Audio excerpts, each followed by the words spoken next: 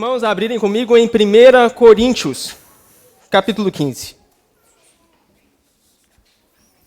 1 Coríntios, capítulo 15.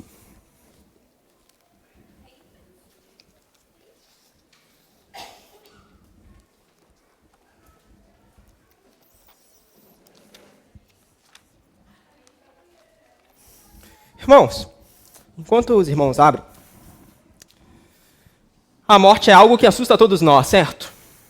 Nenhum de nós está suficientemente apto a lidar com a morte. A verdade, nós não fomos feitos para a morte. Deus nos criou para a vida, para vivermos eternamente em sua presença. E a morte é algo doloroso. Sempre será doloroso. Sempre será motivo de pranto, de dor e de muita tristeza e angústia em nosso coração.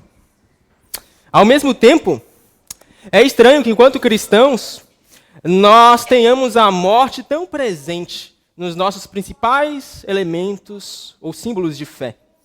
Nós olhamos para a cruz que está no centro do nosso local de culto e podemos lembrar que a cruz é o maior símbolo de tortura ou de morte de toda a antiguidade. Nós podemos lembrar dos sacramentos que nós celebramos enquanto Igreja de Deus e visualizar a presença forte do elemento morte, por exemplo, quando nós ceamos, tomamos o suco e comemos o pão. Nós estamos relembrando a morte do Filho de Deus. Quando nos batizamos também, nós estamos lembrando a morte da nossa velha natureza. Mas, irmãos, quão infelizes, quão miseráveis nós seríamos, enquanto cristãos, se de fato essa história toda acabasse na morte. Quão miseráveis nós seríamos, enquanto cristãos, se nós, com uma cruz no centro do nosso local de culto, estivéssemos de fato celebrando a morte. Quão infelizes seríamos, enquanto cristãos, se na ceia do Senhor o elemento maior de todos fosse a morte. Mas a realidade viva do Evangelho é que a cruz nos lembra para algo além da morte. Na verdade, a cruz nos lembra que na morte de Cristo, nós temos a morte da morte. Na ceia do Senhor, nós temos a vitória do Cordeiro sobre a morte. E no batismo, nós temos também em Cristo a nossa vitória sobre a morte. Bem-vindos a 1 Coríntios 15, o maior capítulo do apóstolo Paulo a respeito da ressurreição. 1 Coríntios 15, versículo 35, diz assim, a palavra de Deus. Mas alguém dirá, como é que os mortos ressuscitam? E com que corpo virão? Insensato. O que você semeia não nasce se primeiro não morrer. E quando semeia, você não semeia o corpo que há de ser, mas o simples grão, como de trigo ou de qualquer outra semente. Mas Deus lhe dá corpo como Ele quer dar, e a cada uma das sementes dá o seu corpo apropriado. Nem toda a carne é a mesma, porém uma é a carne dos seres humanos, outra a dos animais. Outra a das aves e outra a dos peixes. Também há corpos celestiais e corpos terrestres. E sem dúvida, uma é a glória dos celestiais e outra a dos terrestres. Uma é a glória do sol, outra a glória da lua e outra a das estrelas. Porque até entre estrela e estrela há diferenças de glória. Pois assim também é a ressurreição dos mortos. Semeia-se o corpo na corrupção, ressuscita na incorrupção. Semeia-se em desonra, ressuscita em glória. Semeia-se em fraqueza, ressuscita em poder. Semeia-se corpo natural, ressuscita corpo espiritual. Se há corpo natural, há também corpo espiritual. Pois assim está escrito, o primeiro homem, Adão, se tornou um ser vivente. Mas o último Adão é espírito vivificante. O que vem primeiro não é o espiritual, e sim o natural. Depois vem o espiritual. O primeiro homem, formado do pó da terra, é terreno. O segundo homem é do céu. Como foi o homem terreno, assim também são os demais que são feitos do pó da terra. E como é o homem celestial, assim também são os celestiais. E assim como trouxemos a imagem do homem terreno, traremos também a imagem do homem celestial. Até aí, a leitura da palavra de Deus. Irmãos, o apóstolo Paulo está tendo de lidar com um problema na igreja de Corinto. A igreja de Corinto é uma igreja muito viva, cheia de movimento e cheia de pessoas crentes que amavam o Senhor. Mas havia algumas pessoas na igreja de Corinto que estavam questionando a realidade da ressurreição. Havia algumas pessoas na igreja de Corinto que estavam questionando essa coisa de que, de fato, nós teremos um novo corpo. Alguns entre os coríntios, muito perspicazes, até podiam dizer assim: Paulo, não é bem que eu discordo que não existe ressurreição. Eu até concordo com você que, quando nós morremos, nosso espírito vai para Deus, se nós confiamos em Jesus, e vai estar com Ele para todo sempre. Isso é a ressurreição. Mas, Paulo, por favor, você me dizer que o corpo vai ressuscitar, isso eu não posso acreditar. Isso eu não posso acreditar. Isso eu não posso crer. E seria muito irônico imaginar uma visita de um desses coríntios com o apóstolo Paulo a um cemitério, por exemplo. Pense, o apóstolo Paulo e o coríntio, chegando juntos em um cemitério. Eles se aproximam de um sepulcro, se inclinam a um sepulcro que está aberto, visualizam a substância ali informe, deteriorada, aquele cheiro horrível de carne em estado de putrefação, aquela substância que mais parece barro ou pó do que propriamente um ser humano. Nesse momento, o coríntio pergunta ao apóstolo: como é que os mortos ressuscitam? E com que corpo virão? Paulo, você está me dizendo que essa substância aqui, esse barro aqui, um dia vai ressuscitar? Que essa coisa aqui, que sequer pode ser chamada de ser humano, um dia vai ser reintegrada, reformada, átomo por átomo, em um novo corpo, e ainda você me diz que um corpo glorificado, incorruptível? Paulo, você realmente está me dizendo isso? Realmente essa substância vai ser ressurreta? E, irmãos, se nós começamos a negociar a ressurreição, a igreja inevitavelmente ruirá. Se nós perdemos a nossa convicção de que o nosso corpo, por mais que nós não saibamos muito bem como isso se dará, que o nosso corpo, e não somente a nossa alma, que o nosso ser por completo, corpo e alma, serão ressurretos um dia e terão um corpo glorificado se nós confiamos no Senhor. Nós estamos negociando o cerne da nossa fé. Nós somos as pessoas mais infelizes do mundo. John Updike, um autor, escreveu assim: não se engane, se Cristo ressuscitou mesmo, foi com o seu corpo. Se a dissolução das células não foi revertida, se as moléculas não foram reconectadas, se os aminoácidos não foram reanimados, a igreja inevitavelmente cairá. E se nós negamos que nós, que confiamos no Senhor, não ressuscitaremos em nosso corpo, porque a ressurreição do corpo não existe, nós estamos negando também que o nosso Senhor ressuscitou em corpo. Se nós perdemos a certeza de que, de fato, o que nós vemos hoje é apenas uma sombra do que nós teremos na eternidade, o que temos hoje em nosso corpo é apenas uma semente do que nascerá para toda a eternidade, nós estamos negociando o cerne da nossa fé. Nós estamos negociando o que há mais básico na vida cristã. Em 1 Coríntios 15, no versículo 19, Paulo escreve: se a nossa esperança em Cristo se limita apenas a esta vida, somos as pessoas mais infelizes deste mundo. Irmãos, pensem no apóstolo Paulo. O apóstolo Paulo, ele abriu mão de uma carreira grandiosa dentro do judaísmo.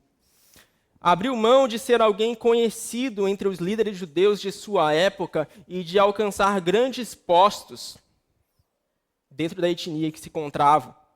O apóstolo Paulo abriu mão de todo o luxo que poderia desfrutar e pompa e prestígio que poderia ter frente ao seu próprio povo.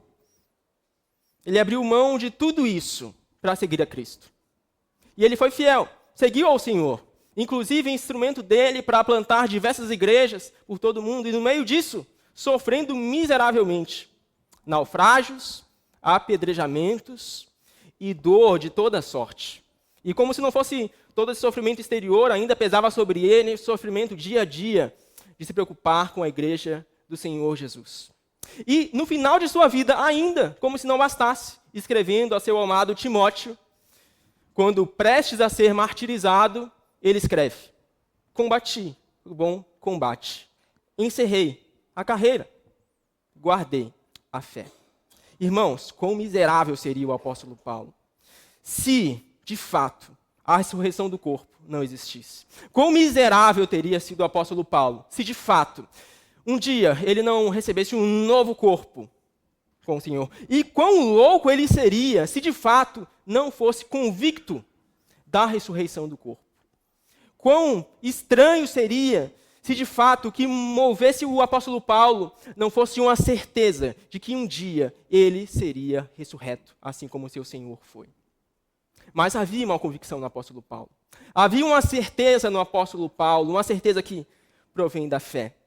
E nós sabemos, como ele diz no versículo 20, de fato, Cristo ressuscitou dentre os mortos, sendo ele as primícias dos que dormem. E isso impulsionava a carreira missionária do apóstolo Paulo, porque ele sabia que por mais que sofresse nessa vida, por mais que fosse apedrejado em seu corpo nesta vida, por mais que tivesse dores emocionais, Cristo ressuscitou. E Cristo está sendo agora glorificado em sua fraqueza. E ele sabia e tinha certeza de que sim, um dia ele receberia um novo corpo, como Cristo também recebeu.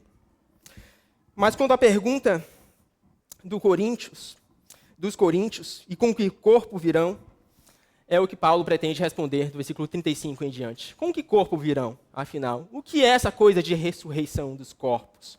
O que é isso de dizer que, de fato, alguém vai ressuscitar no novo corpo? Paulo, em primeiro lugar, afirma que é necessário que a semente seja destruída. Veja comigo o versículo 36. O que você semeia não nasce, se primeiro não morrer.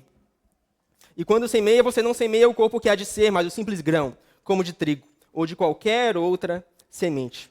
É como se o apóstolo estivesse dizendo assim: você está questionando que o corpo pode ser ressurreto, certo? Porque você acha estranho que o corpo frágil que nós temos agora e que se deteriora quando é posto no sepulcro, venha a ser transformado, reconectado e seja feito um novo corpo. Você está questionando isso. Mas olhe ao seu redor, veja a semente. E Israel era um povo, em grande parte, agrícola. Eles tinham semente, já tinham muitas experiências com semente.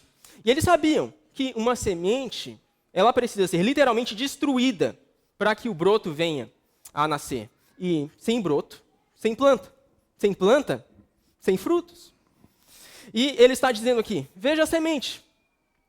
A semente ela precisa ser destruída, certo?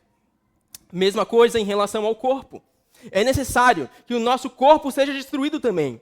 Porque o que nós temos hoje não é a árvore final. O que nós temos hoje é a semente.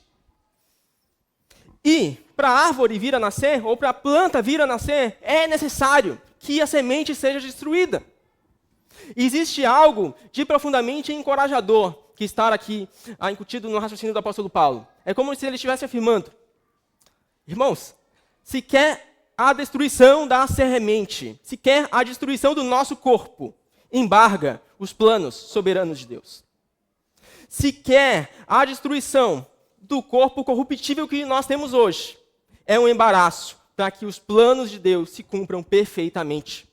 Se quer a morte, se quer a deterioração da nossa carne, é um embaraço para que, de fato, esse novo corpo ressurreto que Deus pretende nos dar, nos seja concedido naquele dia quando Cristo voltar. Nada pode embaraçar os planos de Deus. Portanto, não é porque a nossa carne será deteriorada no sepulcro que Deus não é poderoso para reconectar cada átomo do nosso corpo e nos dar um corpo dessa vez não corruptível, mas plenamente incorruptível. Irmãos, se Cristo corporalmente hoje não está fisicamente assentado à direita de Deus, com seu corpo ressurreto, há 2000 anos, nós somos as pessoas mais miseráveis do mundo. Se essa coisa de ressurreição de Cristo se trata só de alma, o Espírito de Cristo está ali, nós somos as pessoas mais miseráveis do mundo. Mas fato é, Cristo, corporalmente, fisicamente, está assentado à direita de Deus. Em Romanos 8, versículo 38, Paulo escreve: porque eu estou bem certo de que nem a morte, nem a vida, nem os anjos, nem os principados, nem as coisas do presente, nem do porvir, nem os poderes, nem a altura, nem a profundidade, nem qualquer outra criatura poderá nos separar do amor de Deus que está em Cristo Jesus, nosso Senhor. Irmãos, a morte não pode nos separar do amor de Deus. A morte é e sempre será assustadora porque nós não fomos feitos para ela. E nós habitamos um mundo caído e a morte nos lembra que nós habitamos esse mundo caído e quebrado. Por outro lado, nós podemos ter o consolo e a certeza de que a morte não embaraça os planos de Deus. E que a morte não é capaz de nos afastar do amor de Deus. E que a morte não é capaz de nos afastar do Deus Altíssimo. E que, na verdade, em sua sabedoria, Deus utiliza-se até da morte para que seus planos sejam cumpridos. Não que Deus tenha criado a morte ou se agrade da morte, mas que Deus é poderoso, sábio e bondoso, a ponto de fazer todas, absolutamente todas as coisas, inclusive a morte, cooperarem para o bem de todo aquele que Ele ama. Cristo é o maior exemplo de que a morte não pode embaraçar os planos de Deus. Na cruz tudo parecia perdido. O cordeiro que pregou a tantos e curou tantas pessoas agora estava morto, mas veja, a morte foi vencida pelo cordeiro que ressuscitou. E porque Ele vive, nós podemos hoje cantar sobre a morte, não como um sinônimo de pranto, mas como um sinônimo de alegria, pois a morte foi vencida pelo sangue do Cordeiro que triunfou. Em segundo lugar, Paulo lembra aquele coríntio que Deus dá corpo conforme Ele quer dar. Deus tem poder para nos dar corpos conforme Ele desejar, e poder não falta a Deus. Veja o versículo 38. Mas Deus lhe dá corpo como Ele quer dar, e a cada uma das sementes dá o seu corpo apropriado. E do versículo 39, ele vai dizer, até o versículo 41, para nós observarmos a nossa realidade. Uma é o corpo dos seres humanos, outra é o corpo dos animais, uma é o corpo dos répteis, outro o corpo dos peixes, uma é o corpo da lua, ou a glória da lua, como ele coloca, outra é a glória do sol. Veja, na realidade criada, Deus dá corpos diferentes, há criações diferentes. Por que Deus também não seria poderoso para criar algo novo, antes nunca visto? Por que Deus não seria poderoso também para nos dar um novo corpo, antes nunca contemplado? Se Deus tem poder para criar o sol, diferente da lua, e animais, diferentes de seres humanos, por que Deus também não tem poder para ressuscitar os nossos corpos, agora, como algo nunca antes visto? Dessa vez, não submetidos às leis corruptíveis do espaço-tempo, mas incorruptível, em glória e poder. Paulo está mostrando que o problema dos coríntios, ou daqueles coríntios específicos que questionavam a ressurreição, era a falta de fé. Eles não conseguiam confiar de que, de fato, o corpo seria ressurreto, porque eles nunca viram um corpo glorificado. Eles não conseguiam confiar em algo que não conseguem ver com seus próprios olhos. Eles não tinham fé. Eles não conseguiam confiar que Deus é poderoso para fazer algo inimaginável. Nesse momento, Paulo está os relembrando. Vejam as coisas ao seu redor. Deus é poderoso para criar isso tudo. Deus não é poderoso para ressuscitá-lo dentre os mortos também? Deus não é poderoso para fazer algo nunca antes visto? Certamente, Deus é poderoso. E poder não falta em Deus, pois Ele criou todas as coisas. E essa é a nossa esperança. Nós podemos hoje confiar, não na sabedoria humana, mas podemos confiar na sabedoria do Deus Altíssimo. Deus tem todo o poder para cumprir as suas promessas. Deus tem todo o poder para cumprir aquilo que Ele prometeu realizar. Ele nos prometeu um novo corpo. Ele nos prometeu habitar nesse novo corpo uma nova terra, uma nova Jerusalém, novos céus e nova terra. Será que falta poder em Deus para realizar o seu plano soberano?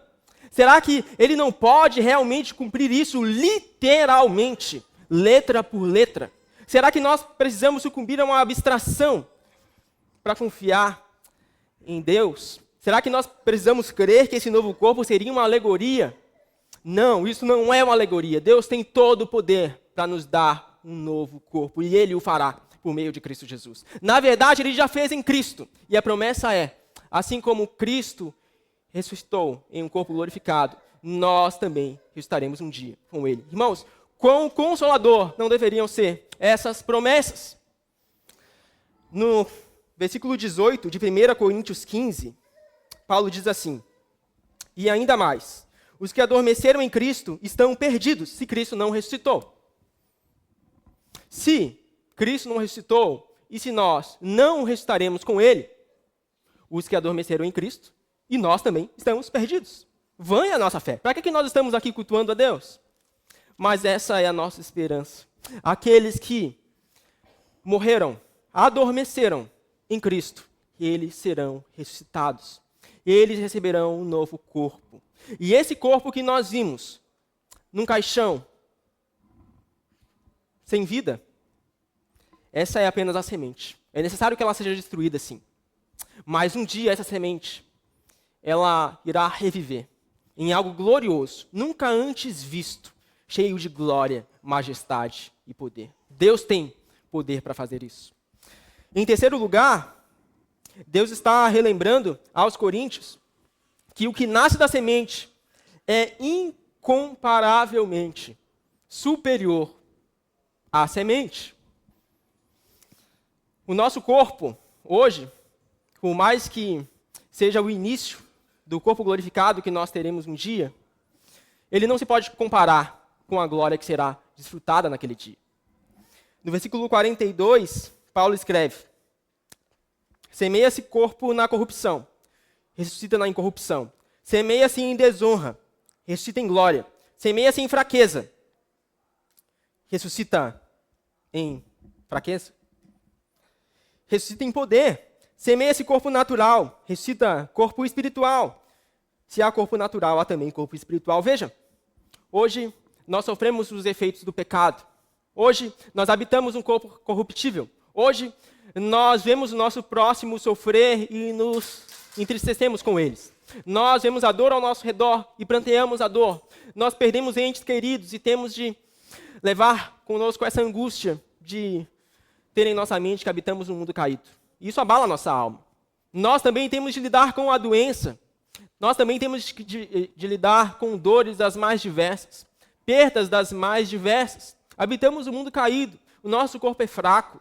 Nós, com muita facilidade, contraímos doenças. E isso nos enfraquece de diversos modos. Não somente o nosso corpo, mas o nosso coração também, que tende a vacilar e desanimar em todo o tempo. Nosso corpo é frágil. Não tem a mínima glória. Nosso corpo pode se esvair no instante, no estalar de dedos. Nosso corpo é pó e ao pó tornará. Nós somos fadados, desde o nosso nascimento, a retornarmos ao pó de onde nós vimos. Nós somos fadados a retornar ao barro de que um dia nós somos feitos. Nosso corpo é perecível e a perecibilidade retornará. Mas o novo corpo será algo totalmente diferente. Não será algo corruptível, mas algo que nunca perece. Não estará mais sujeito a doenças ou a fraquezas. Não mais a dor, nem a tristezas e ao efeito que a tristeza causa em nosso coração e em nosso corpo. Mas será cheio de glória. Não será algo mais submetido às fraquezas e às dificuldades das nossas leis espaço-temporais. Como isso será? Não sabemos, mas sabemos que o Deus das Escrituras, que se revela em Jesus Cristo, Ele é poderoso para cumprir isso a termo. Palavra por palavra, segundo o seu imensurável poder, manifesto em Jesus Cristo. E a questão é, nós confiamos ou não confiamos? Porque nós falamos de ressurreição, certo? E não se engane, esses coríntios se questionavam o apóstolo Paulo, em 1 Coríntios 15, ou especificamente no versículo 35, eles também falavam de ressurreição. É bem possível que eles não tivessem dito publicamente que não criam. Eles não tinham expressado isso publicamente. Não cremos na ressurreição. Mas eles negociavam aspectos da ressurreição e questionavam se o corpo de fato podia ser ressurreto. E a grande questão é, nós podemos de fato falar muito sobre ressurreição, mas no nosso coração, talvez a ressurreição seja apenas uma alegoria para nos fazer nos sentir melhor no dia de hoje. Mas Paulo está nos conduzindo a ir além. Veja, a ressurreição não é algo alegórico. Não é somente a nossa alma que será ressurreta. Quando Cristo voltar, o nosso corpo também será ressurreto, será reintegrado. Nós teremos um novo corpo, incorruptível, cheio de glória, cheio de majestade e cheio do poder de Deus. E essa é a nossa esperança. E se nós perdemos essa esperança, nós somos as pessoas mais miseráveis do mundo. Em quarto e último lugar, Paulo coloca que o que nasce da semente é superior, precisamente, por refletir a Cristo. Versículo 45. Assim está escrito: o primeiro homem, Adão, se tornou um ser vivente, mas o último Adão é espírito vivificante. Versículo 49. E assim como trouxemos a imagem do homem terreno, traremos também a imagem do homem celestial. Como se Paulo estivesse dizendo aqui. Veja, olhe para Cristo. Cristo é o novo Adão. Quando nós nascemos representados por aquele primeiro Adão, corruptível, que caiu no Éden. Todos nós pecamos em Adão. Mas Cristo é o novo Adão. E ele levou o peso da nossa condenação, que nós deveríamos levar por termos caído em Adão. E Cristo triunfou sobre a morte. Cristo derrotou a morte. Cristo recebeu um novo corpo glorificado. E se nós confiamos nesse Cristo hoje, nós não somos mais representados por aquele Adão, mas pelo novo Adão, que é Cristo. E se nós confiamos nesse Redentor, nós teremos um corpo glorificado e ressurreto como o nosso Senhor. Se nós confiamos em Cristo, que venceu e triunfou a morte, nós podemos ter a certeza de que um dia nós também teremos o triunfo final sobre a morte. Não porque haja algo digno em nós, mas porque a graça soberana alcança os pecadores mais vis, como nós. Mas sim porque a graça soberana alcança as pessoas mais desprezíveis, mais indignas, como nós, para manifestar o seu poder, para que se veja que o poder, no final das contas, é de Deus e não de nós. Por isso, irmãos, nós podemos ter esperança em meio às tribulações. Porque Deus é poderoso para nos dar um novo corpo ressurreto. E porque a morte não pode embargar os planos soberanos de Deus, nós podemos ter esperança em meio às tribulações.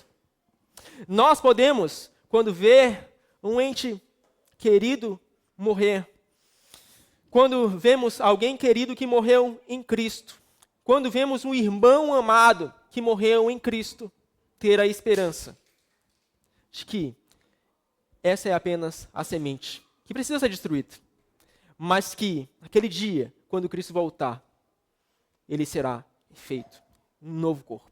Nós podemos ter o consolo e o descanso e a certeza de que todos aqueles que morrem em Cristo, tendo confiado, entregado a sua vida ao Salvador, tendo se prostrado aos pés do Redentor, não tem a morte como fim.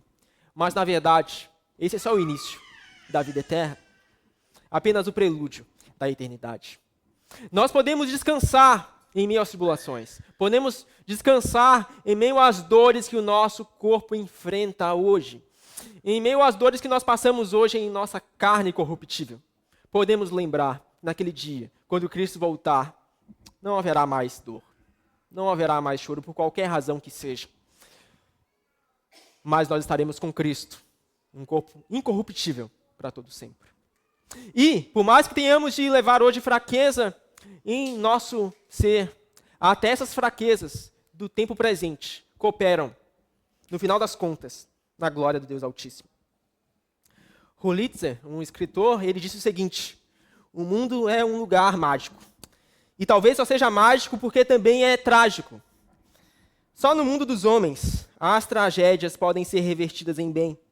Quando experimentamos a plena escuridão, estamos mais preparados para admirar a luz. Quando experimentamos a plena escuridão de um corpo frágil, corruptível, de um mundo caído e quebrado, somos mais preparados para enxergar a luz. Não é em vão que Deus permite nós habitarmos e estarmos ainda nesse mundo caído. Não é em vão que Deus permite nós passarmos por diversos sofrimentos. Não é em vão que Deus permita que tanta coisa dolorosa aconteça em nossas vidas. Os planos de Deus não podem ser frustrados. Mas a verdade é que, pela graça de Deus, por mais que nós passemos pela plena escuridão, sequer a plena escuridão é capaz de nos fazer enxergar a luz. Pelo contrário, Deus até utiliza-se da plena escuridão para que a nossa visão a respeito da luz seja ainda mais plena e ainda mais completa. O mundo é um lugar mágico, mas certamente só é mágico porque é trágico. E porque tragédias ocorrem, nós podemos lembrar que existe um Deus soberano que está conduzindo tudo isso para o bem daqueles que o amam. Podemos lembrar que mesmo as tragédias não podem embargar os planos soberanos do Deus Altíssimo. Por isso, Paulo podia dizer em 2 Coríntios, capítulo 12, versículo 10, o seguinte: por isso, sinto prazer nas fraquezas, nos insultos, nas privações, nas perseguições, nas angústias, por amor de Cristo. Porque quando sou fraco, então é que sou forte. Havia uma estranha convicção no apóstolo Paulo. Ele sabia que mesmo as privações, mesmo as tribulações, mesmo os momentos de dor e de angústia, eles cooperam, no final das contas, para o bem de todo aquele que o ama. A morte não pode embargar os planos soberanos de Deus. Mas, na verdade, Deus, em sua sabedoria, cumpre os seus planos, mesmo em meio à morte, mesmo em meio ao mundo caído e quebrado pelo pecado. E nós hoje somos chamados a termos essa certeza que provém da fé. A certeza de que Cristo ressuscitou e que um dia nós teremos o nosso corpo ressurreto, como o corpo dele também foi. Bavinck, ele escreveu: a certeza é, pois, repouso, paz, bem-aventurança, enquanto a dúvida, a conjectura e a opinião sempre envolvem certo grau de desconforto e inquietude. A certeza da fé é, pois, o mais perfeito descanso, a mais sublime liberdade de espírito. Quando nós temos a certeza da fé, a certeza que somente o Espírito Santo pode dar, aplicando a obra do Senhor Jesus, então nós podemos descansar. Descansar, por mais que nós não possamos hoje visualizar como essa promessa será cumprida plenamente. Descansar, por mais que nós não saibamos ao certo como isso se dará. Descansar, porque nós podemos ter a certeza de que Deus tem todo o poder. Deus nos prometeu, e não somente nos prometeu uma promessa abstrata e irrealizável, mas Ele irá cumprir a termo cada uma de suas promessas. Hoje nós podemos cantar sobre a morte, e estranhamente cantar sobre a morte com um tom de alegria. Não porque nós estejamos celebrando a morte, mas porque a morte foi vencida na morte de Cristo. Porque na morte de Cristo, nós temos a morte final da morte. Porque na morte de Cristo, nós temos a vitória final sobre a morte.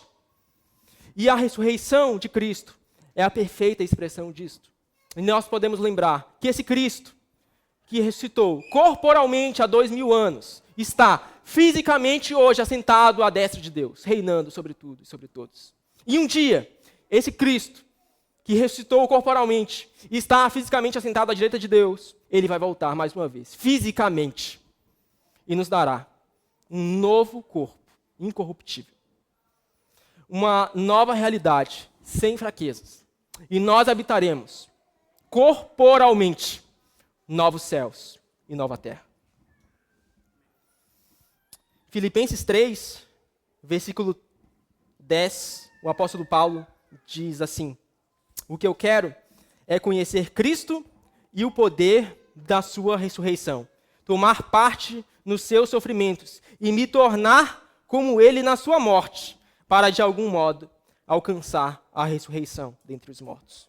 Irmãos, pensar sobre a ressurreição e ser consolado a respeito da ressurreição não nos deveria deixar inertes. Paulo tinha certeza da ressurreição, e isso o conduzia à ação. E isso foi o que impulsionou a sua vida missionária. Ele tinha certeza que as fraquezas desse presente mundo não podem, de qualquer maneira, ser comparados com a glória do mundo que há de vir. E isso impulsionou, tanto que ele dizia: o que eu quero, o que mais almejo, o que mais desejo, o que mais anseio é conhecer Cristo. E a fraqueza? E o poder da sua ressurreição. Por quê? Por mais que nós sejamos fracos, Cristo é poderoso. E ele manifestou esse poder em sua ressurreição. Mas, por outro lado, nós devemos ser realistas. Muitas vezes nós esquecemos da ressurreição e esquecemos de quão prático ela é em nossa vida. Nós colocamos a nossa esperança em múltiplas coisas e esquecemos do básico da nossa fé. Nós citamos a ressurreição, mas nós perdemos a convicção de que, de fato, hoje nós podemos contemplar o poder dessa ressurreição e sermos consolados por ela. Nós frequentemente esquecemos que nós podemos viver à luz dessa certeza. E conta-se a história de um homem, talvez um homem que se fizesse as mesmas perguntas que o Coríntio, do versículo 35, fazia também. Talvez, quem sabe, ele pudesse algum dia ter se questionado: como é que os mortos ressuscitam? E com que corpo virão? Certamente esse homem não tinha certeza da ressurreição. Certamente ele não tinha vivido uma vida piedosa aos pés da cruz. Na verdade, ele tinha, com todo o seu fôlego e com tudo o que havia nele, buscado tesouros nessa vida. Ele havia empreendido todos os seus esforços em alcançar glória para si, fama, e a ser conhecido nessa vida. Ele havia esgotado toda a sua força, toda a sua energia, todo o seu fôlego físico e financeiro, e seja lá qual fôlego for, para que fosse visto e conhecido pelos homens. Mas chegou um dia em que ele descobriu que naquele mesmo dia ele iria passar. E naquele dia Deus lhe disse assim: louco, esta noite lhe pedirão a sua alma. E o que você tem preparado? Para quem será? O que nós temos preparado? Para quem será? Nós temos, de fato, contemplado a realidade da ressurreição e sido consolados por ela. E assim como Paulo, orado a Deus para nos dar uma visão mais elevada do poder da ressurreição, ou nós temos desprezado toda essa realidade gloriosa manifestada em Jesus Cristo, como se ela sequer existisse. Nós até falamos dela, mas não vivemos contemplando ela. O que nós temos preparado? Para quem será? Quais são os nossos maiores esforços empreendidos? O que nos motiva em nosso coração? O que motiva a nossa alma quando nós nos esforçamos? Quando nós buscamos ativamente coisas para nós? O que nos motiva é a glória de Deus? Ou o que nos motiva é ser visto pelos outros? O que nos motiva é o poder da ressurreição, então servir a Cristo para que Ele seja exaltado. Ou nós temos construído um castelo de areia que um dia será derrubado para sempre. Irmãos, se nós estamos em Cristo, nós temos uma viva esperança. Se nós estamos em Cristo, podemos descansar e ter a certeza de que um dia seremos ressurretos como Ele foi. E se nós temos essa certeza não vai nos fazer viver de qualquer modo no presente. Essa certeza de uma realidade vindoura vai impactar o nosso hoje, agora.